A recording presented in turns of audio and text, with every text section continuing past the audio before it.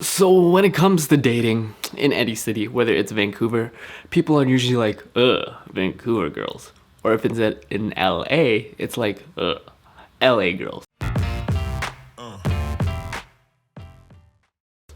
Well, if you're an Asian guy, Asian girls, according to research, are the most desirable in across any other races, where Asian guys are the least desirable. But I'll leave that for another video. Well, let's just backtrack it just a little bit. My name is Peter, and I'm from Vancouver, Canada, the land of people who claim that Vancouver girls are snobby, this and that. But when I grew up in the suburbs of Vancouver, I thought how you got a girl's attention, no joke, was that you would walk in front of her, shimmy your way there, not say a word, and sit next to her. And that's how you would get that girl, whether you had a crush on her, to talk to you. Or you would somehow be grouped together in some kind of class project, and in your mind you're like, oh my god, this is the girl that I'm crushing on. But you don't say a word and you just smile creepily. I was that guy. So when it comes to the very concept of dating, is that you don't only get taught this in school, you essentially learn from the people around you. And if the people around you don't know, then you're screwed. So when it comes to actual dating, guys have to go talk to the girls, as scary as that sounds. And girls have the ability to pick and choose the guys that come to them. So that kind of explains the reason why Asian girls date more interracially compared to Asian guys, because Asian guys aren't going out there and talking to girls. Number, just the disclaimer, I am not your #1 pickup artist coach. I'm not a life coach. I'm not a dating coach. I'm just the average Asian guy who has a little bit of dating experience, who wants to share and give back to people who were awkward and weird just like me, because I still am. So when it comes as an Asian guy, a short Asian guy, a short awkward Asian guy, is that how you date is, it all boils down to something called the central limit theorem in statistics, believe it or not, and the normal distribution, or a bell curve. So essentially, most people's relationships end up being so-so, and they end up either dating, an okay girl, or that girl breaks their heart and they're single again, worrying about, oh no, the girl of my so-called dreams broke up with me. What do I do now?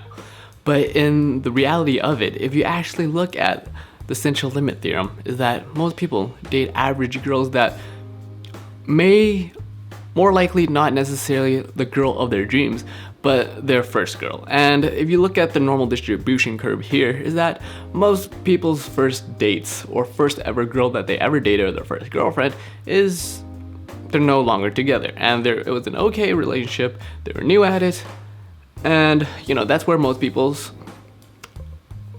scope is, right here. And if you're unlucky, you might date a horrible girl on the lower end tail, and you thought that was it for you for dating, because she was horrible, she broke your heart, she did this and that, and now there's no girls left for you.